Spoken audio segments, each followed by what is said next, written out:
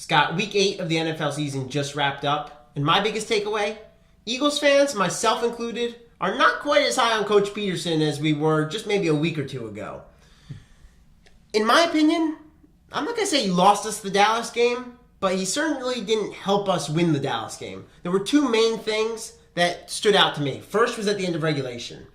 The Eagles get a sack on the Cowboys, forces 3rd and long, clock's running. There's just under 30 seconds left in the game. Eagles have multiple timeouts, and they let the clock run. Yep. They don't call timeout.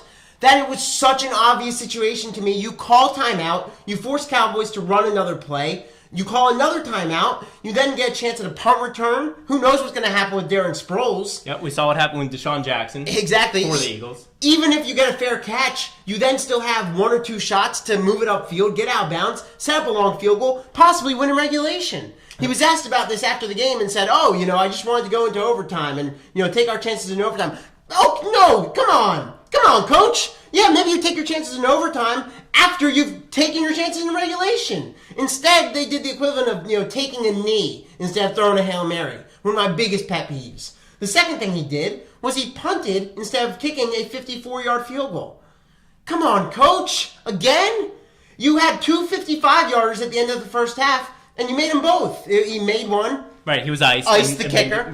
Made him. Made it again. Both times, yep. And now you're passing up on a chance to possibly go up 2 possessions midway through the fourth quarter, and you're punting? Look, come on! I hear you. Overall, though, I'm still a very big fan of Doug Peterson, especially the way he calls plays.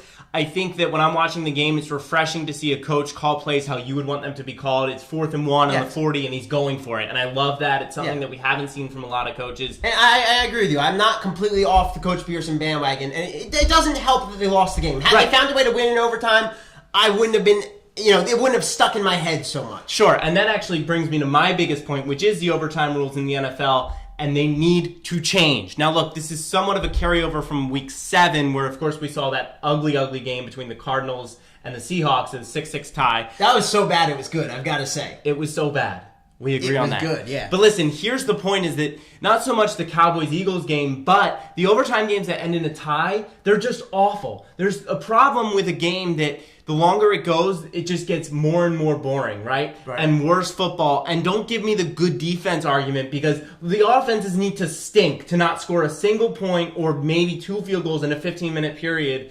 I mean, that's not good defense. That is awful, awful offense, and it's not fun to watch. So your problem with overtime is not so much that the Cowboys can win the game without the Eagles getting an overtime offensive possession. I don't love that either, but overall, I think the problem is the ties. And I think what the NFL needs to do is eliminate the clock in overtime, make it possession-based. More like college. Exactly. Not so, it doesn't need to be as close where scoring's all but guaranteed on any possession, but something where it's possession-based and there's just excitement, right? It needs to build like it builds in baseball and soccer and all other sports except for football. Yeah, I would like to disagree with you, but I do agree with what you're saying. It is a issue where the longer a game goes, the less exciting it gets. And that's how this current setup in the NFL is. Yeah, so let us know what you think. Have you begun to question Doug Peterson as a head coach? And also, does the NFL need to change its rules to eliminate the tie?